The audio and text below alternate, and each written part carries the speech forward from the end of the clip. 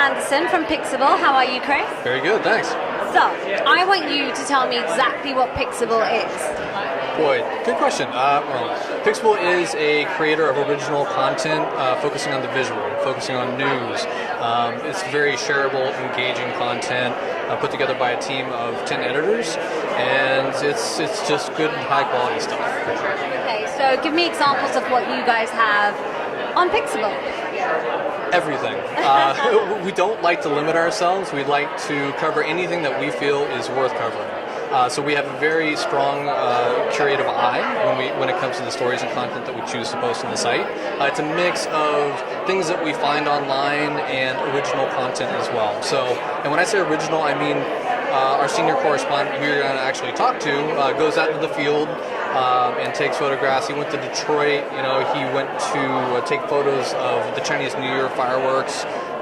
We'll do original video content like an Honest Valentine's Day.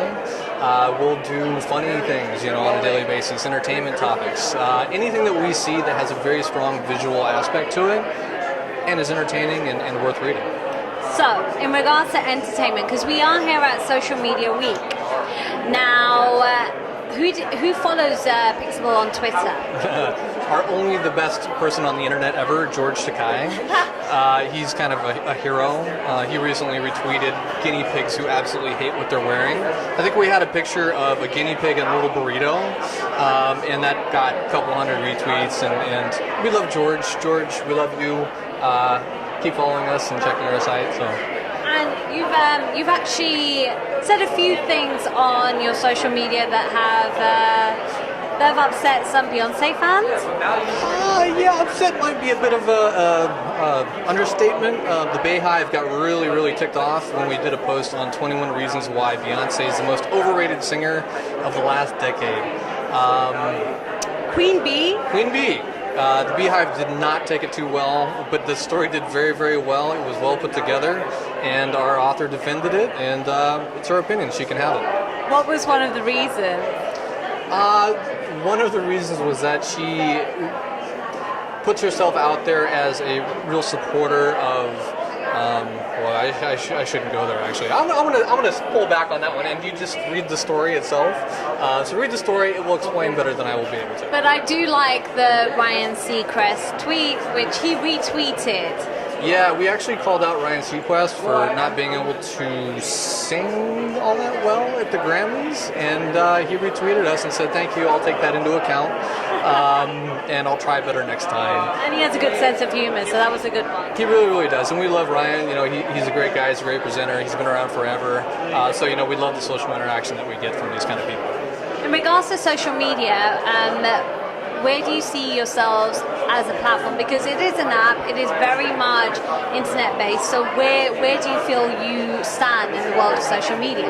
Boy, well, it's definitely internet-based. We're digital, we're not print, we're 100% internet-based, and social media is where it's at.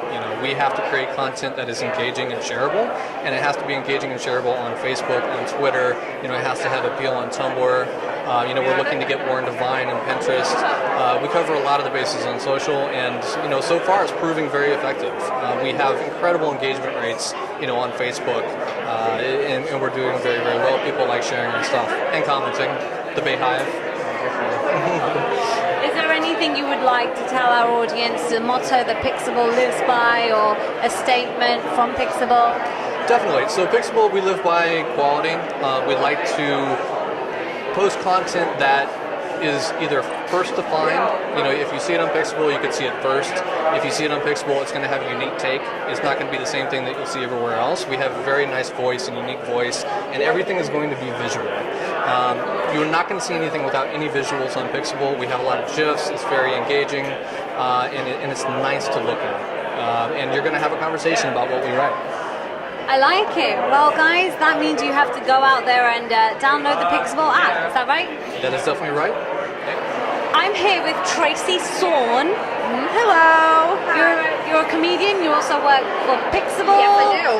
You've done some sketches that have gone viral. Yes, I did have some sketches that have gone viral. That is true. I started to understand this viral thing, and the past two videos that we have gone viral. Yeah. What were they about?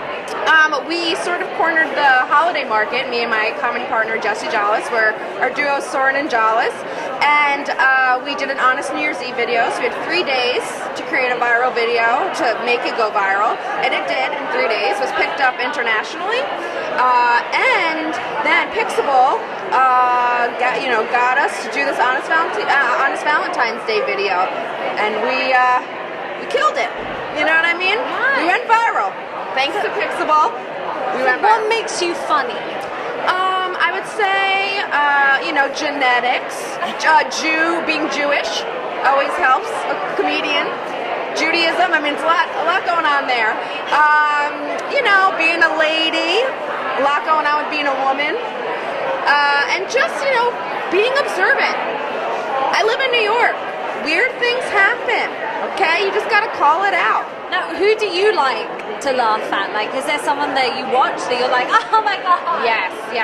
I'm a big Amy Poehler, Tina Fey, Mindy Kaling, ladies. I like to support female comedians. I mean, Louis C.K., Aziz Ansari, they're all very funny, but I support the women. Is there someone that you're following on Instagram or Twitter or anything like that that you're like, oh my god, she has an amazing voice or he has an amazing situation? Let me think about that. I can see you thinking. It's amazing. I feel like I want to give a good answer of who I feel really good about. You know who I love? I love Ed Sheeran. Oh my god, he's fantastic, of course! And it's because my biggest celebrity crush is Rupert Grint, Ron Weasley from Harry Potter. I don't care, you could say Channing Tatum, you could say Chris Pine. No, Ron Weasley is where it's at. And he was in an Ed Sheeran video, and that's how I found Ed Sheeran. And now, kid's blowing up. Blowing up. So basically, you need to be in England, because the red boys are there. I really do need to go to England. That's all I want. When she comes over, guys, love her, because she's pretty cool. You're pretty cool. You're all right, Tracy. Thank you. Thank you so much. I tried. You did good. Thank you. Thank you, Tracy.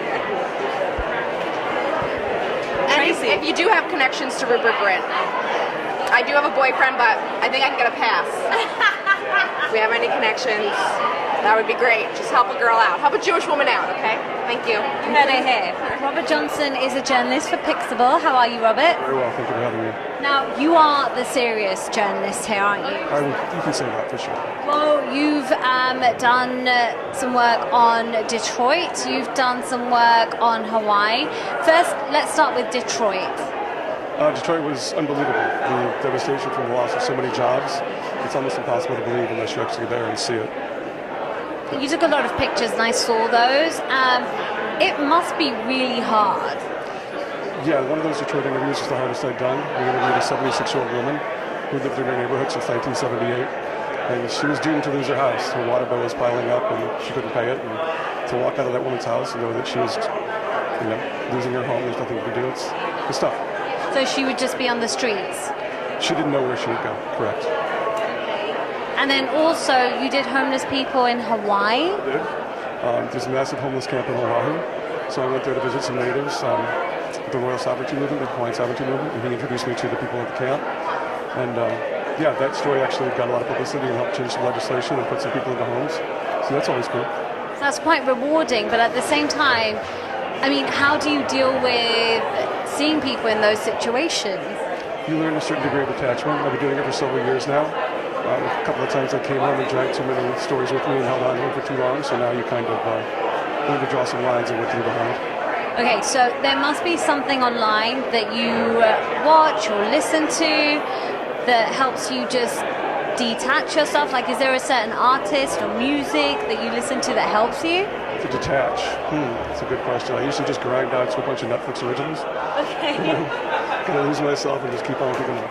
Nice. Now, you obviously are someone that's been very successful as a journalist. All those young people out there that want to be writers or journalists, what's your advice to them? Do what you love. Don't ever stop. Don't always carry your camera. How does it feel working for a brand like Pixable? It's fantastic. I'd worked with Chris before, so he brought me on specifically to do what we do and create this synergy together and explore different options that other people really aren't into. So it's very nice. Is there a certain story that you would like to cover in the near future? Yeah, we're going to Cuba once high season ends. So I'd like to rent a car, drive across the island, and see what it's like outside of Havana. Yeah. Well, we'll be looking out for that, Robert. Thank you very much. Thanks so much for having me.